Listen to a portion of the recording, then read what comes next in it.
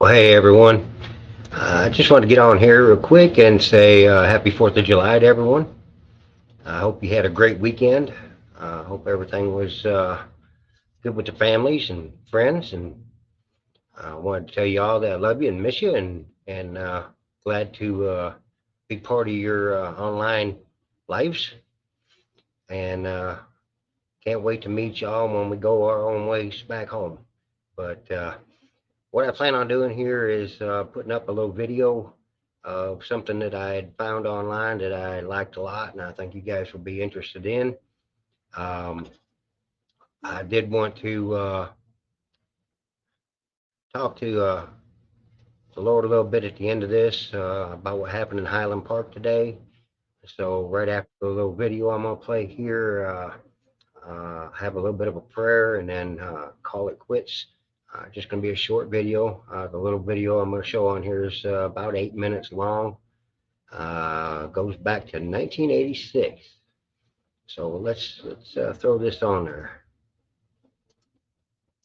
My remarks tonight will be brief. Will be brief. But it's worth remembering, All the celebration of this day is rooted in history. It's recorded that shortly after the Declaration of Independence was signed in Philadelphia, celebrations took place throughout the land. And many of the former colonists, they were just starting to call themselves Americans, set off cannons and marched in fife and drum parades.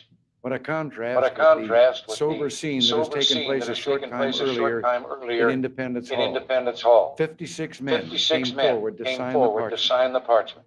It was noted at the time that they pledged their lives, their fortunes, and their sacred honors. And that was more than rhetoric. Each of those men knew the penalty for high treason to the crown. We must all hang together, Benjamin Franklin said, or assuredly we will all hang separately. And John Hancock, it is said, wrote his signature in large script so King George could see it without his spectacles. They were brave. They stayed brave through all the bloodshed of the coming years. Their courage created a nation built on a universal claim to human dignity, on the proposition that every man, woman, and child had a right to a future of freedom.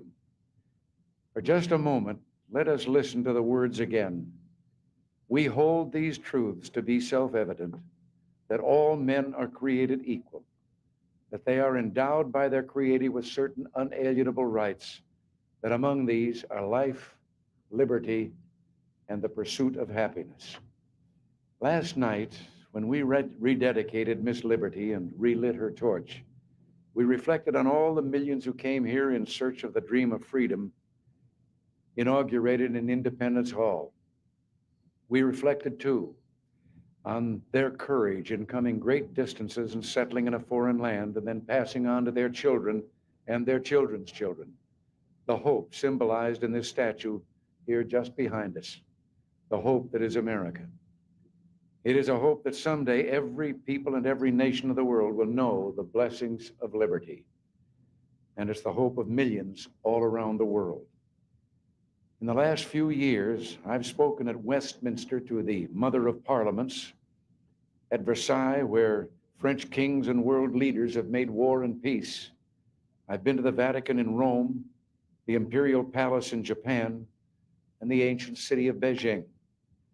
I've seen the beaches of Normandy and stood again with those boys of Pointe du Hoc, who long ago scaled the heights, and with, at that time, Lisa Zanetta Hen, who was at Omaha Beach for the father she loved, the father who had once dreamed of seeing again the place where he and so many brave others had landed on D-Day. But he had died before he could make that trip, and she made it for him. And Dad, she'd said, I'll always be proud. And I've seen the successors to these brave men, the young Americans in uniform all over the world. Young Americans like you here tonight, who man the mighty USS Kennedy and the Iowa and the other ships of the line. I can assure you, you out there who are listening, that these young people are like their fathers and their grandfathers, just as willing, just as brave, and we can be just as proud. But our prayer tonight is that the call for their courage will never come, and that it's important for us too to be brave. Not so much the bravery of the battlefield, I mean the bravery of brotherhood. All through our history, our presidents and leaders have spoken of national unity and warned us that the real obstacle to moving forward the boundaries of freedom, the only permanent danger to the hope that is America, comes from within. It's easy enough to dismiss this as a kind of familiar exhortation. Yet the truth is that even two of our greatest founding fathers, John Adams and Thomas Jefferson, once learned this lesson late in life. They'd worked so closely together in Philadelphia for independence.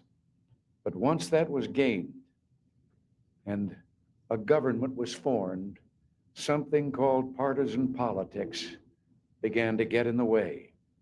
After a bitter and divisive campaign, Jefferson defeated Adams for the presidency in 1800.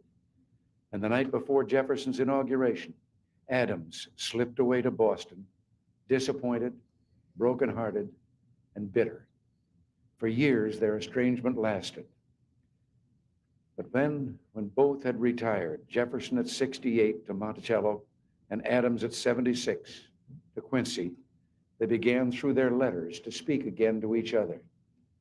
Letters that discussed almost every conceivable subject: gardening, horseback riding, even sneezing as a cure for hiccups, but other subjects as well: the loss of loved ones, the mystery of grief and sorrow, the importance of religion, and of course, the last thoughts, the final hopes of two old men, two great patriarchs for the country that they had helped to found and loved so deeply. It carries me back, Jefferson wrote about correspondence with his co-signer of the Declaration of Independence, to the times when, beset with difficulties and dangers, we were fellow laborers in the same cause, struggling for what is most valuable to man, his right to self-government, laboring always at the same oar, with some wave ever ahead threatening to overwhelm us, and yet passing harmless, we rode through the storm with heart and hand. It was their last gift to us, this lesson in brotherhood, in tolerance for each other, this insight into America's strength as a nation. And when both died on the same day, within hours of each other, that date was July 4th, 50 years exactly after that first gift to us, the Declaration of Independence. My fellow Americans, it falls to us to keep faith with them and all the great Americans of our past. Believe me, if there's one impression I carry with me after the privilege of holding for 5.5 years the office held by Adams, Jefferson, and Lincoln, it is this: that the things that unite us, America's past of which we're so proud, our hopes and aspirations for the future of the world and this much-loved country, these things far outweigh what little divides us.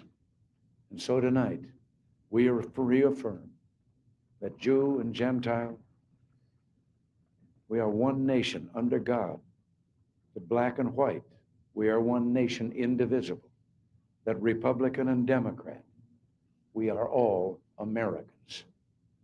Tonight, with heart and hand, through whatever trial and travail, we pledge ourselves to each other and to the cause of human freedom, the cause that has given light to this land and hope to the world. My fellow Americans, we're known around the world as a confident and a happy people. Tonight, there's much to celebrate and many blessings to be grateful for. So while it's good to talk about serious things, it's just as important and just as American to have some fun. Now, let's have some fun. Let the celebration begin.